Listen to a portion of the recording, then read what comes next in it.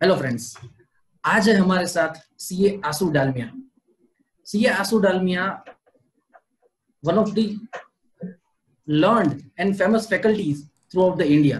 CA Aasu Dalmia ने आज तक 200 से ज्यादा sessions throughout the India ले रखे हैं। सर ने बहुत सारी किताबें जीएसटी पे ले रखी है। Some of them are GST a practical approach by Taxmann, another one is audit and annual return in GST published by Wolters and Kluwer. आज हमारा टॉपिक है, अगर आप एक्सपोर्टर हैं और आप एक्सपोर्ट कर रहे हैं और रिफंड लेना चाह रहे हैं तो जीएसटी के अंतर्गत दो अलग अलग मेथड दी गई है।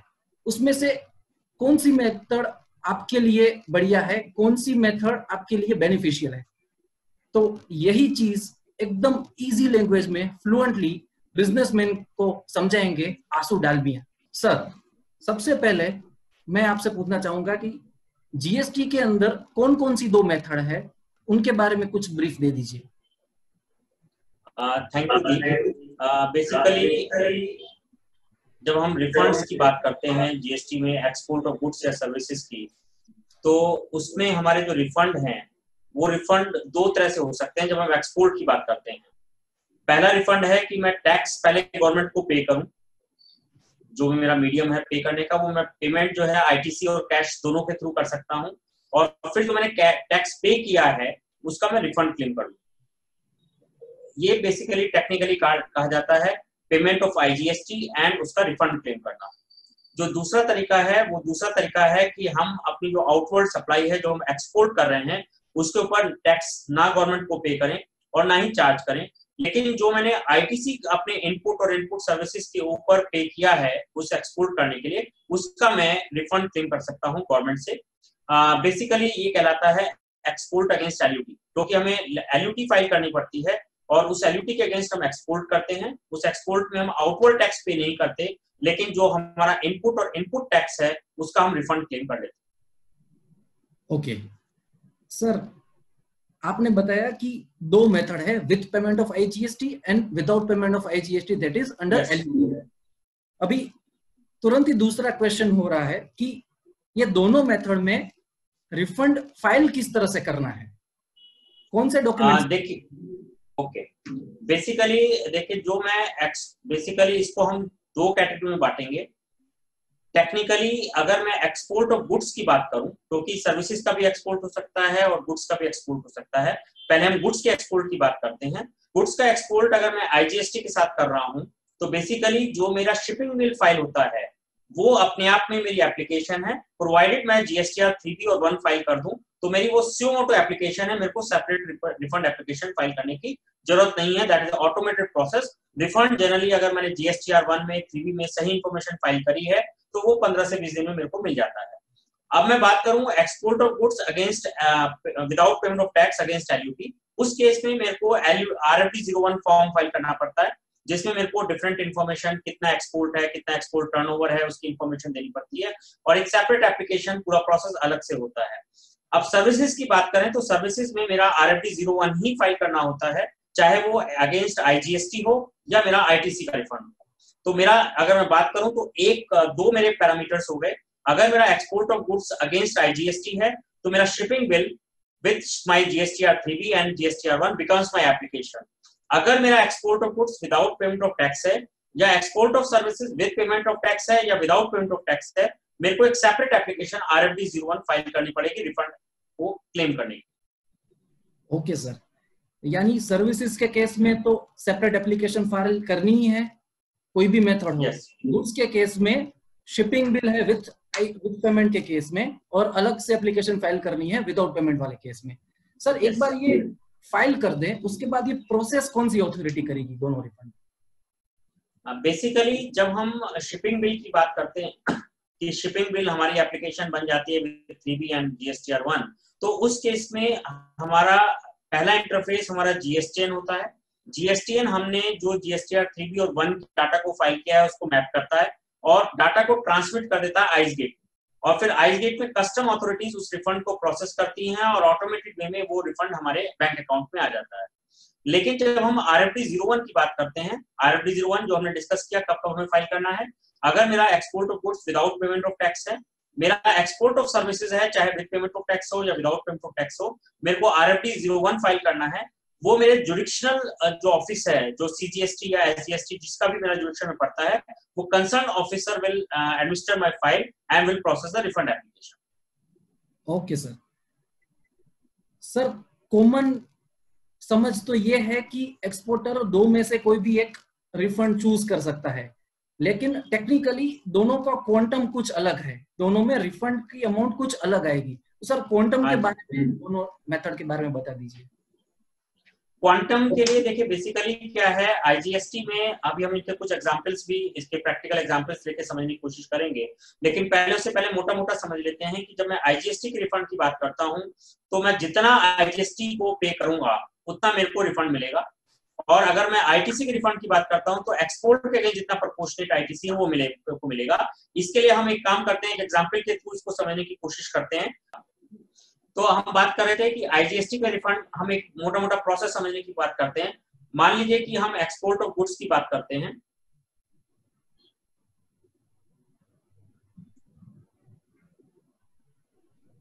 Export of goods, exports of goods में मान लीजिए कि मेरी एक्सपोर्ट के अगेंस्ट IGST की जो वैल्यू है लेट्स से 100 रुपीज है,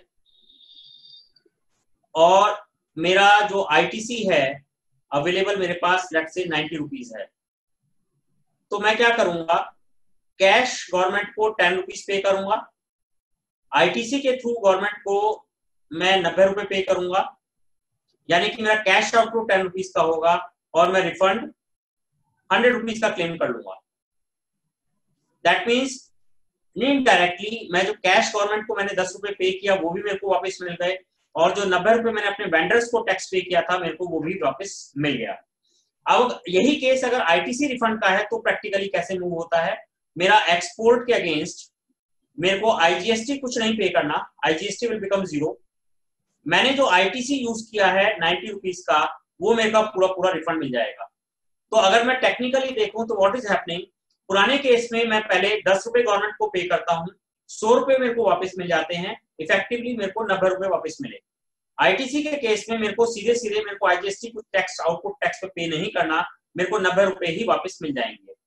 एक्सपोर्ट ऑफ सर्विसेज के बारे में अगर हम बात करें तो अगर मेरा एग्जम्प्टेड टर्नओवर भी है, मेरा टैक्सेबल टर्नओवर भी है, यानी कि डोमेस्टिक टर्नओवर है, एक्सपोर्ट टर्नओवर भी है, तो ये ITC जो है मेरा प्रोपोर्शनेट कैलकुलेट हो जाता है।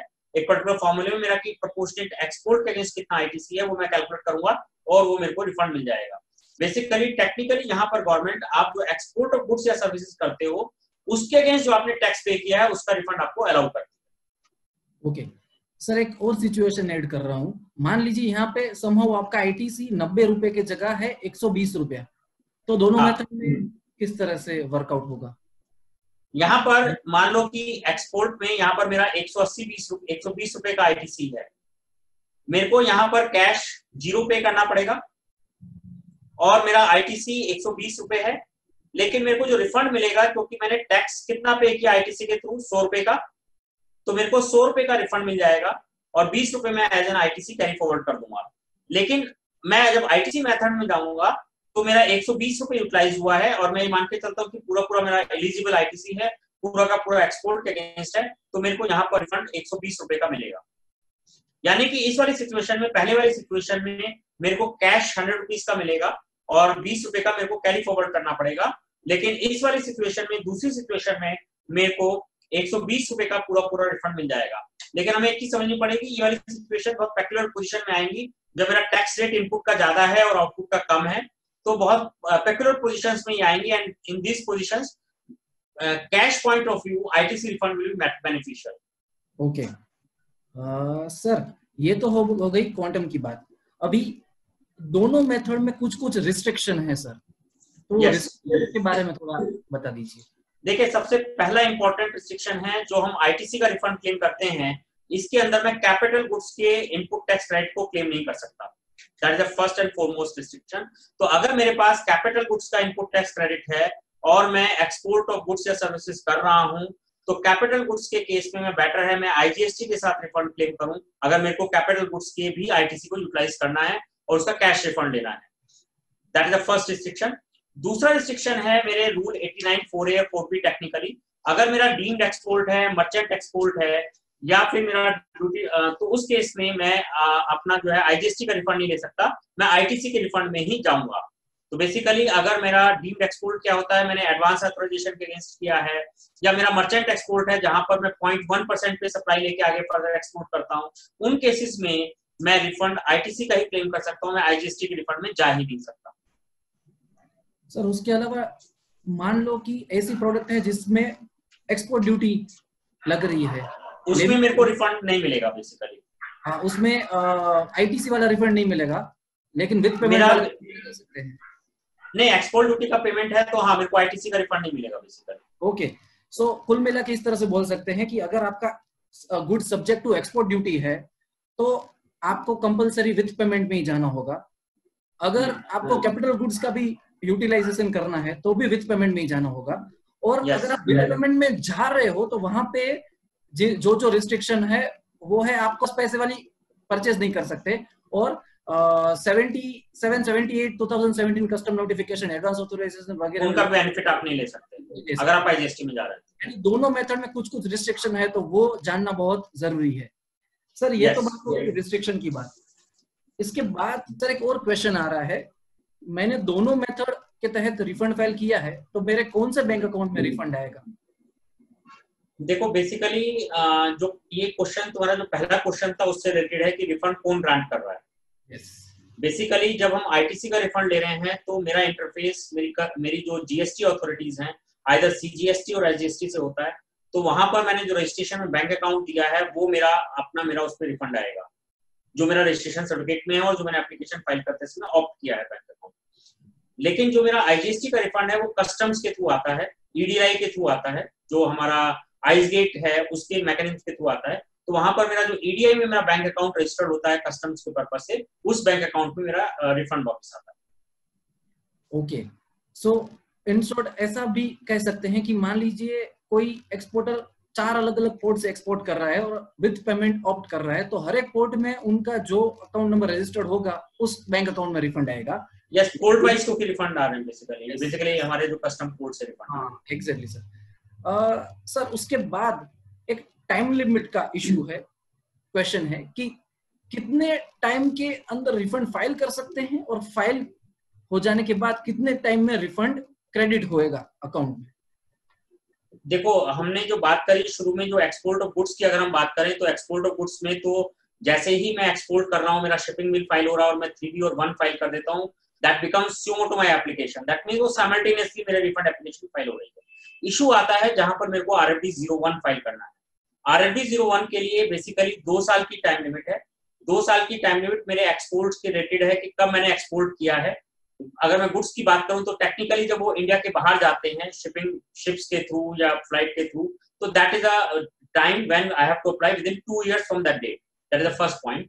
लेकिन मैं जब सर्विसेज की बात करता हूं तो सर्विसेज में मेरा क्योंकि रियलाइजेशन से लिंक है ये, तो बेसिकली जब मेरा रियलाइजेशन आता है, फॉरेन रियलाइजेशन आता है, वहां से मेरे को 2 साल काउंट करने होते हैं टेक्निकली कि मैं 2 साल के अंदर उसके रिफंड अप्लाई कर दूं। क्योंकि आईटीसी के रिफंड में जब हम अगर जाते हैं एक्सपोर्ट ऑफ सर्विसेज के केस में, तो एक्सपोर्ट टर्नओवर की डेफिनेशन में वो लिंक है service completed subject to realization, यानी कि जितना पैसा मेरा फॉरेन करेंसी में रियलाइजेशन आ जाता है और जो सर्विसेज कंप्लीट हो गई वही मैं रिफंड क्लेम कर सकता हूं। तो दैट मींस मेरे 2 साल भी मैं कब से काउंट करूंगा सर्विसेज के केस में, जब मेरी सर्विसेज कंप्लीट हो गई और पैसा आ गया, दोनों चीजें हो गई, तब मैं उस पे 2 साल काउंट करता हूं सर्विसेज के केस में। इसमें एक चीज हमें ध्यान रखनी पड़ेगी कि जब हम रिफंड एप्लीकेशन फाइल करते हैं RFD 01 में, तो अगर ऑफिसर को कुछ लगता है कि डॉक्यूमेंट अपलोड नहीं किया है या एप्लीकेशन मेरी कोई प्रॉब्लम है, तो वो डेफिशिएंसी मेमो इशू करता है इन RFD 03। एक क्वेश्चन ये राइज होता है कि मैंने ओरिजिनल एप्लीकेशन तो टाइम से फाइल कर दी, मेरा 2 साल खत्म होने के 10 दिन पहले मैंने ओरिजिनल एप्लीकेशन फाइल कर दी, लेकिन डिपार्टमेंट ने मेरे को 15 दिन बाद RFD 03 दिया, यानी कि 2 साल एक्सपायर हो गए थे या 2 साल एक्सपायर नहीं हुए थे भी, लेकिन मैंने जो नई application fresh application because of the deficiency memo submit करी, वो 2 साल के बाद करी, तो क्या होगा? तो उसके लिए एक रिसेंट सर्कुलर आया है जिसमें कि डिपार्टमेंट ने क्लैरिफाई किया है, तो लीगली वो स्टैंड करेगा कि नहीं करेगा that is a different aspect, but practically department अगर आपने अपनी डेफिशिएंसी मेमो के बाद नई एप्लीकेशन भी विद इन 2 इयर्स फाइल नहीं करी है तो वो रिजेक्ट करेगा। तो यहाँ पर पॉइंट क्या निकल के आ रहा है कि मैं जो एप्लीकेशन फाइल करूं उसके लिए सफिशिएंट टाइम रखूं, ताकि अगर मेरे को दोबारा एप्लीकेशन फाइल करना पड़े तो वो भी 2 साल के अंदर हो। नो क्वेश्चन अराइज होता है कि क्या सफिशिएंट टाइम पीरियड है। अगर हम इसके प्रोसेस को समझना चाहें तो सबसे पहले हम RFD 01 फाइल करते हैं। RFD 01 के फाइल करने के बाद में डिपार्टमेंट को मेरे को एक्नॉलेजमेंट इशू करना होता है, और एक्नॉलेजमेंट इशू करने के बाद में उनको या तो डेफिशिएंसी को या तो RFD 02 में आपको एक्नॉलेजमेंट दे देंगे या फिर आपको डेफिशिएंसी मेमो दे देंगे। अब यहाँ पर आपका क्वेश्चन ये था कि मेरा कितने टाइम पीरियड में रिफंड आना चाहिए। बेसिकली 2 चीजें हैं कि पहली चीज ये है कि मेरा जो रिफंड है एक्सपोर्ट के केस में मेरे को 90% प्रोविजनल रिफंड मिल जाता है। दूसरा है मेरे को फुल रिफंड मिल जाता है। फुल रिफंड के लिए 60 दिन का टाइम है from the date of filing of application, और जो प्रोविजनल रिफंड 90% का टाइम है that is 7 days from the date of acknowledgement. हमें 90% रिफंड मिल जाना चाहिए। Okay sir, without payment of taxes method की रिजेक्शन की बात बता दी। RFD 03 डेफिशिएंसी मेमो से हमें पता चलेगा कि हमारा रिफंड एप्लीकेशन में कुछ खामियां हैं और रिजेक्ट हुआ है। Sir yes.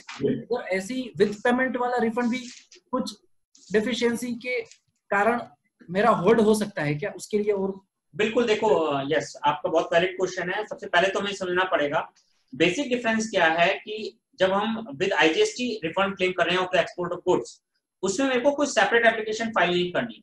मेरा शिपिंग बिल, मेरा GSTR1 और 3B इटसेल्फ अपने आप में एप्लीकेशन है। दैट मींस अगर कोई डेफिशिएंसी रह भी गई तो मेरे को एप्लीकेशन द्वारा फाइल नहीं करनी, like my ITC refund. Number 1, वो हमें ध्यान रखना पड़ेगा। दूसरा, जहां पर डेफिशिएंसी कहां आ सकती है, एक तो डेफिशिएंसी क्योंकि GSTN के लेवल पर मैंडेट क्या होता है, वो GSTR1 की टेबल नंबर 6 को और GSTR3B की टेबल नंबर 3.1B को आपस में मैच करते हैं। अगर टैक्स का पेमेंट कम है तो that will not be sent to the ICE gate, या मैंने पोर्ट सही से मेंशन नहीं किया तो that is not gone to the port to the ICE gate. तो अगर ये डेफिशिएंसीज हैं GSTN के लेवल पर तो हमें पहले ये करेक्ट करना पड़ेगा आने वाले रिटर्न्स में, then it will be forwarded to ICE gate. अब आइस गेट में जाने के बाद में आइस गेट के पास में क्या क्या चीजें अवेलेबल हैं, मेरा GSTR1, मेरा GSTR3B, शिपिंग बिल की डिटेल उनके पास अपनी भी है और GSTR1 के अंदर भी है, इनवॉइस की डिटेल शिपिंग बिल के अंदर भी है और मेरे GSTR1 के अंदर भी है। तो जहां पर भी मेरा इनवॉइस का मिसमैच है, शिपिंग बिल नंबर का मिसमैच है, या कहीं पर EGM फाइल नहीं है, तो वो हमारे डेफिशिएंसी आ जाते हैं और आइस गेट पर हमारे एरर कोड आते हैं SB 001 से लेके SB 005 तक। हमें उन एरर कोड्स के हिसाब से अपने रेक्टिफिकेशंस करने पड़ेंगे, और उसके लिए दिसंबर 2019 तक के लिए कस्टम्स ने नोटिफिकेशन भी इशू किए हैं कि फॉर एग्जांपल सबसे ज्यादा मिसमैच आता है इनवॉइस नंबर का, कि मैंने इनवॉइस नंबर शिपिंग बिल में तो अपने कमर्शियल इनवॉइस नंबर मेंशन किया, लेकिन GSTR1 के अंदर अपने टैक्स इनवॉइस का नंबर मेंशन किया, यानी कि इनवॉइस नंबर मिसमैच है। तो उसके रिजोल्यूशन के लिए दैट इज बेसिकली वो सबसे ज्यादा एरर आती है, दैट इज कॉल्ड SB 005। उसके लिए कस्टम्स ने कैसे उसको रेक्टिफाई करना है उसके लिए नोटिफिकेशंस दिए हैं, और आई थिंक दिसंबर 19 तक के लिए they have given the notifications कि वो रेक्टिफिकेशंस करे जा सकते हैं। ओके, सो सर आपने ये अच्छी तरह से बता दिया कि विद पेमेंट पूरा ऑटोनोमस तो है, लेकिन उसमें भी एरर्स हो सकती है और वो एरर रेक्टिफाई भी हो सकती है थ्रू दैट कॉन्कॉर्डेंस टेबल। सर अभी कुछ प्रैक्टिकल केस स्टडीज के द्वारा 2 अलग अलग मेथड में से अल्टीमेटली कौन सी मेथड एक्सपोर्टर के लिए बेटर रहेगी वो बता दीजिए। इसमें हम क्या करते हैं, 2-3 एग्जांपल्स को डिस्कस करने की कोशिश करते हैं और उससे समझने की कोशिश करते हैं कि कौन से मेथड में कौन सा हमारे लिए बेनिफिशियल है। उससे पहले मैं एक चीज बताऊंगा कि हमें जब भी किसी मेथड को चूज करना है तो 2 तरीकों से हमें 2 point of view, operational point of view हमें ध्यान में रखने पड़ेंगे। एक तो मेरे को कैश का बेनिफिट किसमें ज्यादा है, वो हम कैलकुलेशन के थ्रू समझने की कोशिश करेंगे। दूसरा हमें एक चीज समझना पड़ेगा, प्रैक्टिकली जो IGST का रिफंड है वो ऑटोमेटेड है। IGST के रिफंड के लिए मेरे को एप्लीकेशन सेपरेट फाइल नहीं करनी है। मैंने अगर रिफंड सही से फाइल की, अपनी रिटर्न सही से फाइल करी हुई है, सारी इंफॉर्मेशन मेरी मैच होती है, तो practically what we are looking कि 10 से 15 दिन में रिफंड आ जाता है। जबकि हमारा ITC के रिफंड में हमें एप्लीकेशन सेपरेट फाइल करनी है, सेपरेट प्रोसेस करना है, तो वो factor we have to keep in mind कि हमें कितनी जल्दी रिफंड चाहिए, वो भी हमें दिमाग में रखना पड़ेगा। अब हम एग्जांपल्स के थ्रू समझने की कोशिश करते हैं कैश पे क्या इंपैक्ट आता है इन डिफरेंट सिनेरियोस। सबसे पहले हम एक चार्ट बनाने की कोशिश करते हैं। ये मेरा डोमेस्टिक है, ये एक्सपोर्ट है। मान लो कि मेरा जो आउटपुट टैक्स है डोमेस्टिक का 8 लाख रुपए है, एक्सपोर्ट का 20 लाख रुपए है।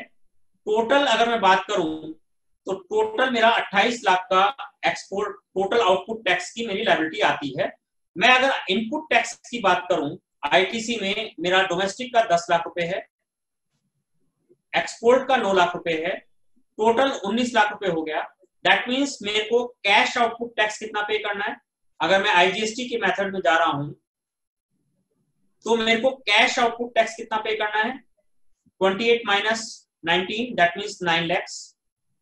मैं क्योंकि आईजीएसटी का रिफंड यहां पर क्लेम करूंगा तो that means I will be claiming the refund of 20 lakh rupees. मेरे को रिफंड कितना आएगा? यहां पर रिफंड आएगा 20 lakhs। मेरा नेट कैश आउटफ्लो कितना हुआ?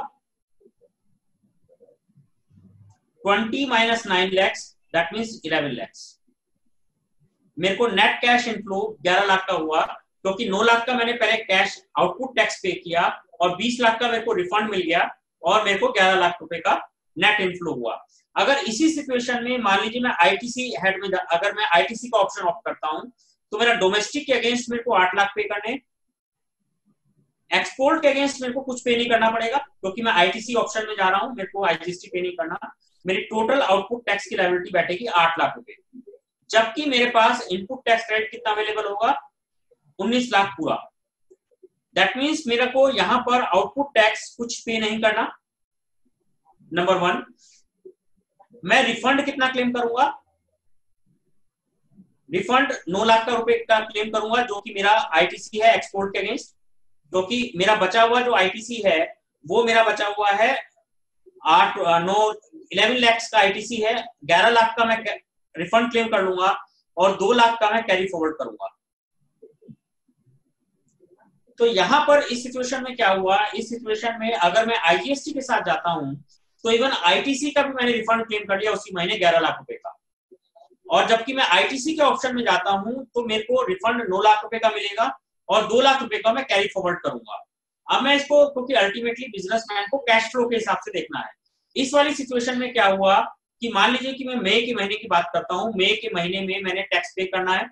मैं मई के महीने का टैक्स पे करता हूं 20 जून तक, अगर मैं नॉर्मल सिचुएशन में चल रहा हूं तो 20 जून को मैं 9 लाख रुपए का अपना गवर्नमेंट को टैक्स पे करूंगा।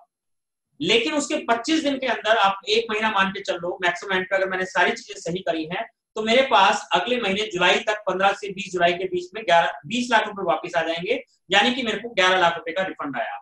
लेकिन वहीं पर अगर मैं आईटीसी के रिफंड के लिए जाऊंगा तो आईटीसी का रिफंड में मई का रिफंड 20 जून के बाद फाइल कर पाऊंगा, नंबर 1। उसके रिफंड एप्लीकेशन फाइल करने के बाद में वो मेरा 60 दिन का प्रोसेस कम से कम है, डिपार्टमेंट भी कहता है practically it is taking around 60 days. वो मेरा पैसा अगस्त तक आएगा। बेसिकली अगर मैं जून की एप्लीकेशन फाइल कर रहा हूँ, जुलाई में मैं मान के चलता हूँ प्रिपरेशन में, डॉक्यूमेंटेशन में, इट टेक्स टाइम, 5 से 10 दिन का टाइम लगा। मैंने 1 जुलाई को एप्लीकेशन फाइल करी तो अगस्त एंड तक मेरे पास 9 लाख रुपए वापस आएंगे। तो अगर मैं कैश फ्लो के हिसाब से देखूं तो इस वाली पोजीशन में मैं आईजीएसटी को पे करता हूं इनिशियली, लेकिन मेरे को क्योंकि नेट रिफंड जल्दी मिल जाता है, इट इज बेटर कि मैं आईजीएसटी के रिफंड में जाऊं। That is the first example we can see. अगर दीप you want we can discuss on this example और विल मूव फर्दर। पहले तो ये एग्जांपल में जैसे कि आपने बताया कि अल्टीमेटली बिजनेसमैन को कैश फ्लो के बारे में देखना है। अगर वो आईजीएसटी वाली मेथड में जा रहा है तो पहले कहीं से वर्किंग कैपिटल 9 लाख का अरेंज करना पड़ेगा, that will be blocked for at least 1 month. फिर अल्टीमेटली रिफंड तो ज्यादा ही मिल रहा है 11 लाख का। अगर वो आईटीसी वाले ऑप्शन में जा रहा है तो एज सच 9 लाख जो पहले पे करने को आते थे वो तो नहीं आएंगे, लेकिन रिफंड भी 2 लाख कम आएगा, 2 लाख आईटीसी कैरी फॉरवर्ड। तो ये अल्टीमेटली हो गया conclusion. I am taking the other example also that way. Second example पर आते हैं। मान लो कि मेरा डोमेस्टिक, एक्सपोर्ट एंड टोटल इस हिसाब से बात करके चलते हैं, और पहला ऑप्शन मैं आईजीएसटी के साथ ही लेके चलता हूं। मेरा output tax 5 lakh plus 5 lakh total 10 lakh रुपए का। मेरा आईटीसी डोमेस्टिक का भी 4.5 लेट्स से 4.5 टोटल 9 लाख रुपए। अगर मैं आईजीएसटी के साथ जा रहा हूं तो मेरा आउटपुट टैक्स कितना हो गया? 1 लाख रुपीस। रिफंड मेरे को कितना मिलेगा? 5 लाख रुपए का। दैट मीन्स नेट इनफ्लो मेरा हो गया 4 लाख रुपीस का। अब इसी एग्जाम्पल को आईटीसी के साथ देख लेते हैं। आईटीसी के साथ जाऊंगा तो मेरा आउटपुट टैक्स हो जाएगा 5 + 0 = 5, जबकि मेरे पास आईटीसी अवेलेबल होगा 4.5 + 4.5, that means 9 lakh. That means मेरे पास कितना क्रेडिट बचा? 4 लाख का। मेरे को टैक्स कुछ नहीं पे करना, मेरे को रिफंड कितना मिलेगा? 4 लाख, क्योंकि 4.5 आई एम एलिजिबल। लेकिन मैं जब रिफंड एप्लीकेशन फाइल करता हूं तो जितना मेरे पास क्रेडिट लेजर में अवेलेबल है सिर्फ उसी एक्सटेंट तक मेरे को रिफंड मिलता है। तो इस पोजीशन में देखें तो मेरा I am cash neutral from that point of view. पुराने पॉइंट को मैं बढ़ाऊं, यहाँ पर मेरे को पहले 1 लाख रुपए अरेंज करना पड़ेगा, तब मेरे पास 20 दिन बाद 4 लाख रुपए वापिस आएंगे। तो इट ऑल डिपेंड्स कि मेरे पास कितना कैश उस समय अवेलेबल है। क्या मैं 1 लाख रुपए ब्लॉक कर सकता हूँ तो 20 दिन बाद मेरे पास 4 लाख आ जाएंगे। मैं ब्लॉक नहीं कर सकता हूं तो मैं 60 दिन वेट करूंगा, मेरे पास 4 लाख रुपए आ जाएंगे। अब मैं तीसरा एग्जांपल लेता हूं, उसके बाद में वी कैन डिस्कस फर्दर कि कौन सी पोजीशन में कौन सा बेटर और फर्दर हो सकता है। पहला मैं आईजीएसटी के साथ ही लेता हूं, let's say domestic plus export and total. मेरा आउटपुट टैक्स जो है 2.5 लाख रुपए प्लस 2.5 लाख रुपए, टोटल 5 लाख रुपए हुआ।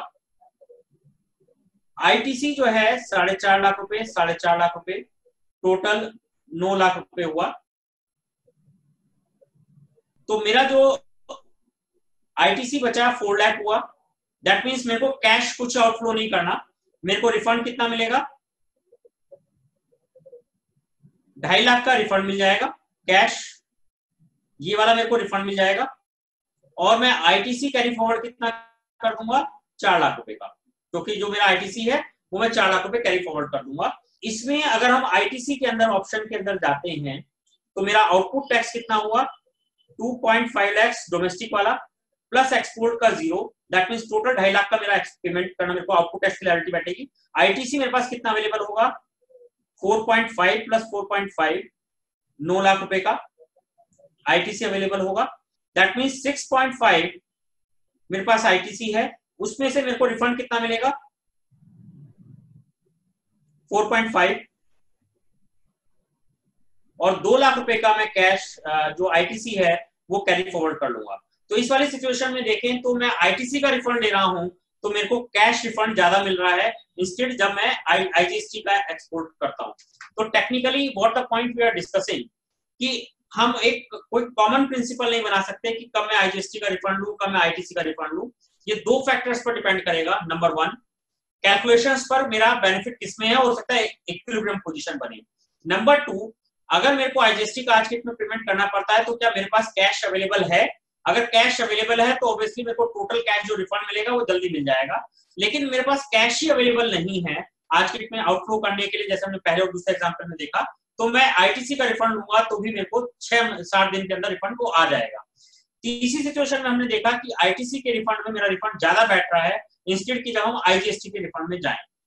चौथी चीज what we have to keep in mind specially for the capital goods, जो कि हमने शुरू में डिस्कस किया। अगर मेरे पास कैपिटल गुड्स का आईटीसी अवेलेबल है तो मेरे को जब मैं आईटीसी का रिफंड लूंगा 89 के अंदर, रूल 89 के अंदर, तो कैपिटल गुड्स का रिफंड नहीं मिलता है।